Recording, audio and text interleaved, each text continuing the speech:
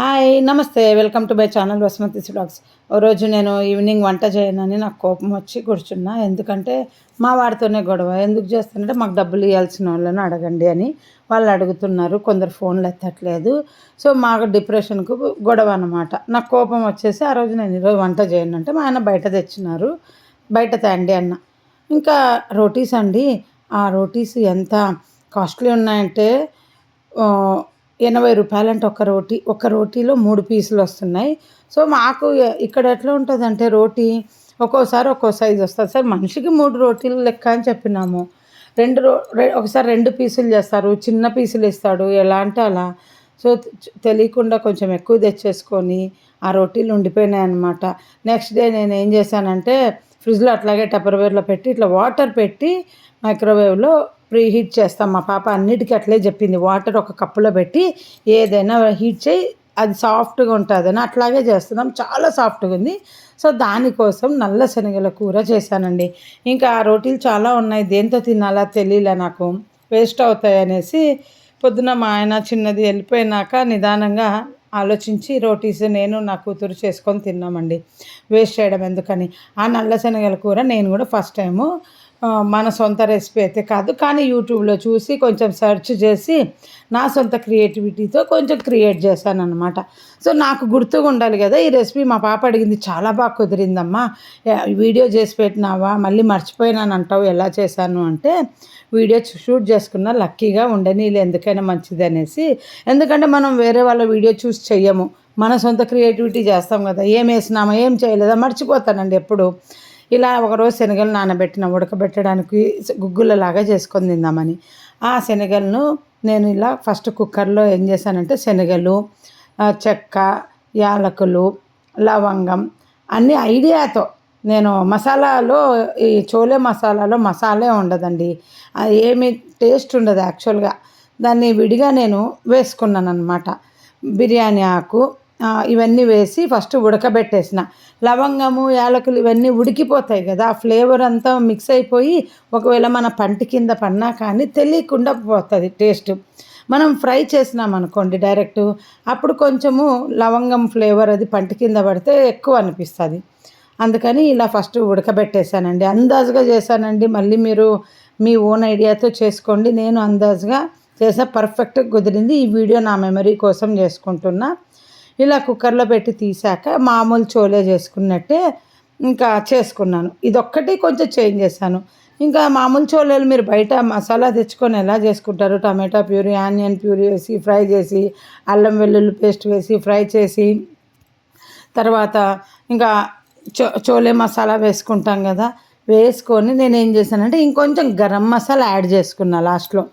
ఇంతేనండి నా చోలే మసాలా. ఎప్పుడు నల్ల శనగలతో చేయను. ఇక్కడ హోటల్స్లో అంతా కూడా నల్ల శనగలతోనే ఇస్తారు, తెల్ల శనగలతో ఇవ్వరనమాట. సరే ఒకసారి మనం చేద్దాంలే అని చేశాను.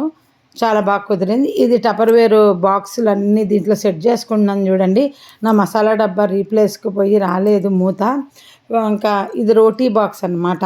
ఈ కప్స్ ఉండే ప్లేట్స్వి అవన్నీ పాత కప్స్, వేరే కప్స్ అన్నీ కలిపి ఇలా సెట్ చేసుకొని పెట్టుకున్నానండి. నాకు చిరాకు, రీప్లేస్కి పోతే రానే రావు సంవత్సరాల కొద్దీ. ఇంకా లూజ్ అయినా కానీ అలాగే వాడలేం, పడిపోతాయి కదా. ఇవాళే ఒకరు అడుగుతున్నారు మూతలు, స్పేర్ మూత కావాలి నాకు, మీ ఫ్రెండ్స్ ఎవరన్నా ఉంటే చెప్పు అంటే, స్పేర్ మూత కొన్ని ఆలోచన వదిలేసే, డబ్బా ఎంత రేటు ఉందో అంత రేటు పెడుతున్నారు స్పేర్ మూత కూడా. అంటే డబ్బాకు ఎంత రేటు పెడతామో అంతే ఈక్వల్గా మూతకు కూడా చెప్తున్నారనమాట. ఇప్పుడు 200 డబ్బా అనుకోండి, 100 రూపాయలు స్పేర్ మూత, 100 రూపాయలు బేస్ అని చెప్తున్నారు. దాన్ని పక్కన పడేసుకో, స్పేర్ మూత కావాలంటే. అది వేస్ట్ అవుతుంది అంటే వేస్ట్ అవుతే ఇగో ఇట్లాగ పార్టీషన్లు వాడుకో, నేను అట్టే వాడుకుంటున్నా, నేను పడేసిన జీవితంలో ఈ టపర్వేర్ టెన్షన్ ఒకటి పెద్ద టెన్షను మనిషికి. సంవత్సరాలైనా వాళ్ళు రీప్లేస్ ఇయ్యరు. వీలైతే నువ్వు కూడా కంప్లైంట్ లాక్ చెయ్యి కంపెనీకి, గూగుల్ సెర్చ్ చేసి యూట్యూబ్ కంపెనీకి అని చెప్పిన. నేను కూడా చెయ్యాలండి, ఇంకా చేయలేదు. ఇంకా ఒకప్పుడు మమ్మల్ని నమ్ముకొని కొన్నారండి అందరు ప్రోడక్ట్స్, పాపం రీప్లేస్ ఉంటుందని. నేనేమో బిజినెస్ మానేశాను. కంపెనీ రూల్స్ ఏముండేదంటే ఆల్ ఓవర్ ఇండియాలో నువ్వు ఎక్కడైనా రీప్లేస్ చేసుకోవచ్చు అని చెప్పినారు. కానీ ఎక్కడ ఎవడు ఇవ్వరు అసలు. ఎవరిని అడిగినా కానీ తీసుకున్న వాళ్ళు సంవత్సరాల కొద్దీ ఇవ్వరు. దీనికి ఇంకా ముగింపు ఏంటో నాకు తెలీదు. నేను అయితే ఒకటే చెప్తున్నా, ఎవరి దగ్గరైనా టప్రవేర్ డిస్కౌంట్లో కొనుక్కోండి, వాడేసి పడేసుకోండి. అంతకంటే వేరే ఆప్షన్ లేదు. నూనె, బటర్ వేసినాను చూడండి. నార్త్ ఇండియన్స్ అంతా ఏ వంట చేసినా కానీ నూనె కొంచెం బటర్ వేస్తారు. మనం గీ వేస్తాం కదా, గీ కంటే బటర్ వేసుకోండి బెస్ట్. టేస్ట్ బాగుంటుంది. చాలా బాగా కుదిరింది. నేను చేసిన రోజే మా ఇంట్లో తినరు కదా, ఆ రోజు నేను పెద్ద పాప ఒక్కసారి రోటీస్లోకి తిన్నాము. ఇంకా ఆ రోజు నైట్ మా ఆయన తినలేదు, చిన్నది తినలే. అట్లాగే డబ్బాలో పెట్టుకొని ఫ్రిడ్జ్లో పెట్టిన. మరుసటి రోజు బాక్స్కి ఇవ్వమని మా పెద్దది చెప్పింది, వాళ్ళ బాక్స్కి ఇచ్చి పంపి అంటే. నాకు ఇట్లాంటి ఎండాకాలంలో ఇట్లా ఫ్రిడ్జ్లో పెట్టిన కూరలు బాక్స్కు ఇవ్వాలంటే డేర్ చేయనండి. పాడైపోతే ముందే వండినదే మధ్యాహ్నానికి పాడైపోతున్నాయి మాకు ఇక్కడ ఉన్న వేడికి. అందుకని నేను మళ్ళీ నైట్ ఇంటికి వచ్చినాక వాళ్ళకి అన్నం చేసి చోలే అన్నంలో తిన్నారు. మా ఆయన అయితే పెరుగన్నంలో కూడా నంచుకున్నాడు, అంత టేస్టీగా ఉందని. ఇంగ్రీడియంట్స్ అన్నీ చెప్పినాను చూడండి. ఇంకా ఇదే వంట గురించి చెప్పడం అంటే ఇంతసేపు కష్టము. ఏదో లాగించుకొచ్చినా ఇంకా ఉంది టైం, ఇంకా 2 నిమిషాలు మాట్లాడాలి. ఏదో ఒకటి మాట్లాడతాను. ఒకరి మాట నమ్మి మోసపోయాము అని ఆ మనిషిని నింద వేయకండి. మోసపోవడము నీ తప్పు, నమ్మడము నీ తప్పే. ఎప్పుడైనా అది గుర్తుపెట్టుకోండి. అసలు ఎవరి మాట అయినా వినండి. ఒక మాట చెప్తా. ఒకసారి మా బ్రదర్ వచ్చి ఏదో బిజినెస్ గురించి హైదరాబాద్లో మాకు ఎక్స్ప్లెయిన్ చేశాడు. మా ఆయన నేను వెయ్యను ఇట్లాంటి దాంట్లో అన్నాడు. నేను కూడా వెయ్యను అని మొండిగా కూర్చున్నాం. తనే వేసుకున్నాడు, తనే మోసపోయాడు. మా ఆయన లైఫ్లో ఇట్లా చాలాసార్లు చాలామంది ఏవేవో బిజినెస్లు అని చెప్తే వినేవాడు కాదు. మా ఆయన దగ్గర నేను అనుకున్న అబ్బాయి, మా ఆయన దగ్గర నేను ఇంకా చాలామంది చెప్పినవి విని మోసపోయినాను. చెప్పాలంటే హైదరాబాద్లో కూడా 500 మా ఫ్రెండ్స్ చెప్పినవని ఎన్నిట్లో వేసిన మస్తుగా చెప్తారు. ఒకసారి మోసపోతాం, 2 సార్లు మోసపోతాము. ఎవరైనా క్లోజ్ వాళ్ళు అని చెప్పినా కూడా ఏ బిజినెస్లో అయినా చేయకూడదండి.